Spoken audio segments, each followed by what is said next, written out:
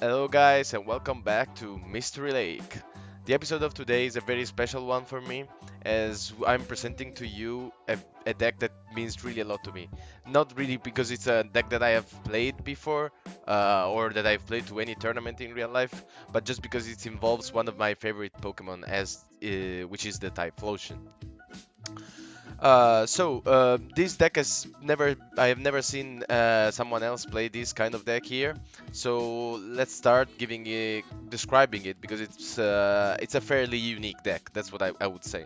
So my starting idea was to have a deck that where I could use the Typhlosion, as again is one of my favorite Pokemon ever. And as you can see, this Typhlosion is not bad at all because he has just one attack, Lost Flame, that you can do with 4 fire energy, and once you attack you deal 120 damage plus put 2 energy attached to your opponent's active Pokemon in the lost zone, which is important to take care that this is a lost zone, it's not a discard pile. So once you get hit by this Typhlosion, you never get those energy back, and that's an important thing to notice. It could seem that it's difficult to attack with the Typhlosion, but it really isn't, because of this of his great ability, which is Blazing Energy, thanks to which you can attack with all kinds of energy as you want, because they are going to become fire type energy anyway until the end of the turn, of course. And that doesn't now count just for the Typhlosion, but counts for every Pokemon, and that we will see how that goes into action. We will see that later. So the main idea was to use the Typhlosion. The Typhlosion not necessarily to take the KOs, but mostly more importantly for the secondary effect of the attack, which is to put two energy of the opponent's active Pokemon to the loss. So the fact that you can use any kind of energy to attack, it means that, of course, the double colorless energy are going to come very handy, and that's why I can anticipate we are playing 4 of them.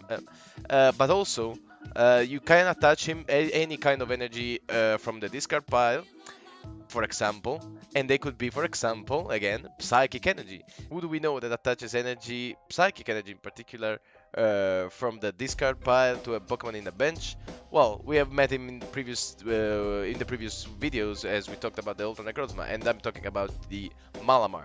So we can use the Malamar to attach psychic energy from a discard pile to one of our Typhlosion in the bench, or even to the Moltres that we're going to see now. This is actually, I mean, it's again a Malamar. The only reason why we were using him in this deck is that the psychic energies that we get from the discard pile to the Typhlosion or to any other Pokemon, they are going to become fire energy to do Typhlosion ability. So Typhlosion is pretty much the only attacker that we have in the deck, except for the Moltres, the new Moltres coming from Team Up. That can be used. We are playing 2 copies of this, and that can be useful. Moltres can be useful for 2 different purposes. So let me go through both his attacks. So the top burner attack can allow you to discard all fire energy attached to this Pokemon, and then discard a card from the top of your opponent's decks for each energy you've discarded this way. Which means that you can attach as many energies as you want to the Moltres, then discard them, and if you have a Malamar in the bench, this is something that you might want to do to reattach them to someone else. But also, more importantly, you can discard tons of cards from your opponent's deck this way. So even if, for example, if he has like 5 cards and is about to finish, you can attach as many energy as you want as you can to the Moltres, and use the top burner and discard like pretty much all of them, all of those 5 cards that your opponent has still in the deck. It's very helpful in the late game, this tool. But the other attack, the Fire Spin attack, is also quite helpful. Because it deals a pretty ideal amount of damage, which is a 180. It's useful to get some strategic KOs. For example, we are playing one choice band, and this attack plus a choice band takes a KO with the choice band takes a KO over the every 210 HP GX. Name one, for example, the Lycanroc GX or the Zoroark GX. So it can be very helpful to get strategic KO and also discard energy, so that we could again with the Malamar we could attach them to someone else in the bench. Now you can clearly see a problem to this deck, a difficult matchup for this deck, which is pretty much every electric electric deck in the meta, and that is a bad thing, of course. So let's keep this thing in mind when talking about this deck, that this deck is not a competitive one. It's a fun deck. It's a very fun deck to play online, but it's not necessarily a very competitive one, especially because it is countered by fast-paced deck, because Typhlosion is the stage 2, of course. So it is countered by fast-paced deck, and those are pretty much everywhere right now in the ladder and also in the tournaments. But we do have an answer for example, the Picarons. So imagine to have again to be facing a Picaron already that is already attacked with the first attack, so it has 6 energy attached to it. So how do you deal with that? Because even if you put two of those energies into the lost zone, we're still going to be able to attack and rain havoc onto our team. So for those special situations, we have the Lugia GX. The Lugia GX is, first of all, is the only GX that we are playing, and most likely we are going to use it only for the Lost Bar GX attack, which allows us to put our opponent's active Pokemon and all the cards attached to it to the Lost Zone. So imagine again the situation to be facing a 6 energy a Picaron with 6 energies already attached to him. We can just Lost Spur GX and put him together with all the 6 energies into the Lost Zone. So that would feel pretty good, wouldn't it? Like if we would do that, possibly even if the opponent has something else to continue playing and to win eventually, maybe I think he might just concede out of desperation to having lost a Picaron with 6 energy forever. So that is the idea, by the way, all jokes aside, this is the idea behind the Lugia GX, is to use the GX, to get rid of one big powerful enemy that the opponents can have in play in the moment. And of course the attack is not bad, the Pelagic Blade is not bad, also because we're playing for double colorless, so we just need 2 to do this attack, and it can also be useful to get some strategic KOs, just as I said as for the Moltres. So of course then there are the Jirachis that we just need to get trainers and items like a rare candy to evolve the Typhlosion, and the Nest Ball, Mysterious Treasure, and stuff like that. So the generic Jirachi, like he's pretty much in every deck right now, so he is also in this one. So let's go one sec. So the strategy is very interesting, I would say, because we are attacking with the fire Pokemons, either Typhlosion or Moltres, and we are using Psychic Energy in order to do that, and that's pretty interesting, I would say. I would argue that is pretty interesting. This means, however, that some cards are in common indeed with the Malamar, because they are helpful just to get the strategy going. And I'm talking about, for example, the Mysterious Treasure or the Viridian Forest, that are used to discard the Viridian Forest, both actually, to discard the Psychic Energy that we might have in our end, and to get ourselves the Malamar in case of the Mysterious Treasure, and to get other energies in case of the Viridian Forest. It's also very helpful, of course, to discard enemy stadiums. We got the Ultra Ball, which is self-explanatory. The Rescue Stretcher, which is also kind of self-explanatory. We could use another one, actually. I'm not sure whether 4 Rare Candy and 1 Rescue Stretcher is a good combination, or 3 Rare Candy and 2 Rescue Stretcher is a better one. We're going to have to test. That could be actually a good idea. Then we have the 3 Nest Ball, 4 Red Candy, as I said, for the Typhlosion. The thing is, we have 3 Typhlosion and 3 Cyndaquil as of today, so I might change that in the future. So as I was saying, for the trainer, for the supporter, we are playing 3 Builds Analysis and 1 Cynthia, 3 Erika's Hospitality, 2 Goodsman, 2 Lily. So someone could argue that it's a pretty weird set of supporters that we have right there, because usually you see much more Cynthias and less Erika's Hospitality, maybe. But the reason why we are doing this in this specific deck is that most of the time, if we have a decent end, and when I say decent end, I mean that we have possibly a Rare Candy, a Typhlosion, and we have already a Cyndaquil in the bench, or we have an Nest Ball, so it's a pretty good end overall. Then we would want to draw cards, but we wouldn't want to shuffle them, the one that we already have in the deck. So that's why we're not playing that many Cynthias, because with the Cynthia we would have to shuffle the one that we have in the deck. We are playing 3 copies of Erika's Hospitality, which is the highest the highest amount of copies that I've played that I am playing right now in any deck, because we want to draw cards after as extra cards to the one that we already have. The same goes for the Lily in cases we have not that many cards in our end. The Cynthia is here just for desperate cases, in which of course we have a terrible end and we just want to shuffle it all. And the last support that we're playing is a build analysis. This is a very interesting card that has seen a lot of play lately, because it allows you to look at the top 7 cards of your deck, reveal up to 2 trainer cards, and put them into your hand. This is very good because it allows you to get both items and trainers depending on what you need, of course, and also depending on what you find into the top 7 cards of your deck. In our case, of course, it's very helpful for the rare candy, for the nest balls, for the mysterious treasure, for the escape rope, maybe if we have the Jirachi. And so it's very helpful because we are playing a lot of trainers. In fact, we are playing 32 trainers. The escape boards are exclusively for the Jirachi, together with the switch to get them out of the active position once they are there.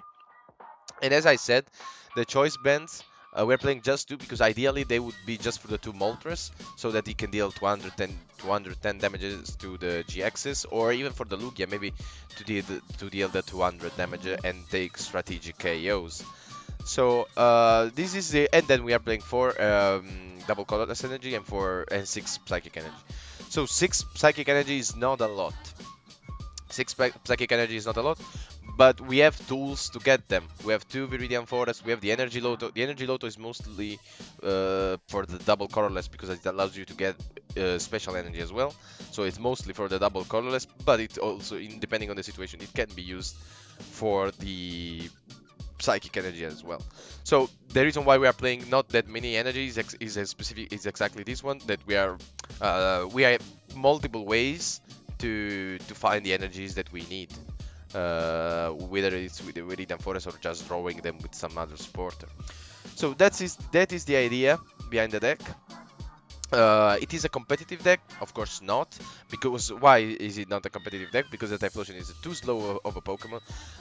It is a stage 2, so you need at least, in the best cases, you need 2 turn to get it to get it in play. If assuming that you have a Cyndaquil, Rare Candy, and Typhlosion already in your hand, and also, once you have it in play, you still need to attach him 4 energy, whether psychic, double colorless, never mind, doesn't matter. You need to attach 4 energy, and 4 energies are actually, no, they are a lot. So it is not a competitive deck, but first of all, this Typhlosion is amazing, and so that is already a good reason to play this deck. But also, it's also very funny, especially for example when you get to win after discarding many energies from your opponent's deck, or because they ran out of energies because you put all of them with the Lugia and Typhlosion, you put all of the energy in the Lost Zone. There are not that many decks that are playing with a lot of energies right now. So of course, if we face a Gyarados deck which is playing like 38-20 energies, then we are never going to win. Also because we have weakness. But if we are facing, for example, a Malamar Ultra Necrozma deck, for example, then we are in a very good spot, and that is because the whole idea behind the deck, as you've seen in the previous videos, is that you either use the Giratina or the Ultra Necrozma to attack, and you want to get the 3 energies attached to the Giratina, for example. You want them to go into discard pile, so that then you can attach them again to other Pokemon with the Malamar.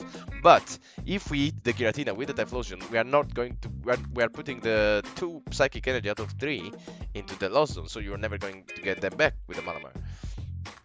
Same goes for the Downwings Necrozma. We can just use the Lugia GX, or we could even use the Lost Flame attack from the Typhlosion to put the Metal energy from the Necrozma, or the Beast energy if they are playing. So again, against the Ultra Necrozma or Malamar in general, it's a pretty good matchup for us.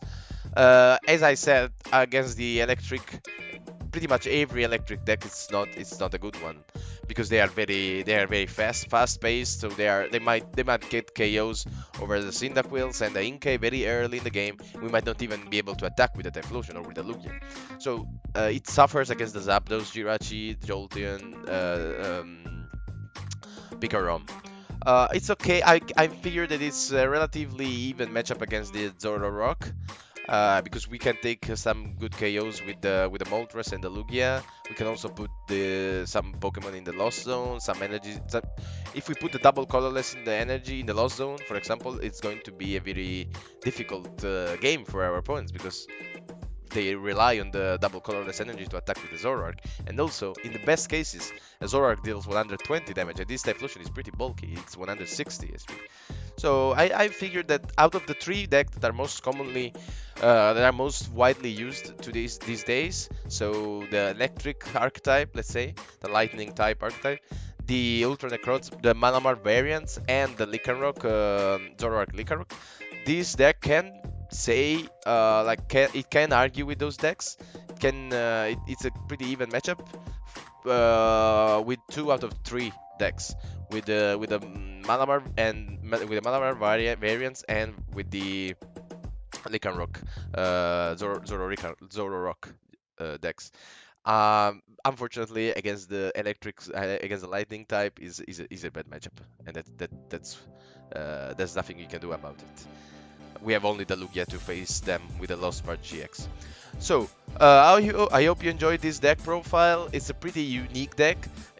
I recommend you to try it out because it's a cheap deck to make, even online, because no one, you can get the Typhlosion and the Lugia for not that many cards. Of course, the Jirachi is going to be difficult to get. Yeah, but unfortunately, these guys is in literally every deck right now. And I recommend you to try it out because it's very fun. It's very fun to play, and it's also something different from the meta, which is, I cannot stress this enough. It's a very important, it's a very good quality for a deck to have right now because everybody is playing the same deck, so it's good to have some time to try something different sometime, just to see what happens. And you'll see in the upcoming videos where we'll get some games going on the ladder, that you'll see that it works. I mean, you'll see that it could work sometimes, of course. And so in the upcoming videos, when you go to the ladder and play some games with this deck, you'll see that it's not only fun and different, but it's pretty strong, it's pretty valid. I wouldn't call it consistent, but it's pretty valid. And you'll see that it can defend itself against most of the deck right now, most of the decks that we will find. I guarantee that. So I hope you enjoyed this deck profile video. Stay tuned for the upcoming parts in which we are going to test this deck on the ladder, on the PTCGO ladder. And also make sure to follow us on Twitter and Twitch. You'll find a link in the description. And this way you're going to be always updated on what we are posting, and also you'll be up to date on what is going on our channels and what's going on also in the Pokemon TCG competitive scene. Alright, that is all for today. I hope you enjoyed and see you next time. Bye bye.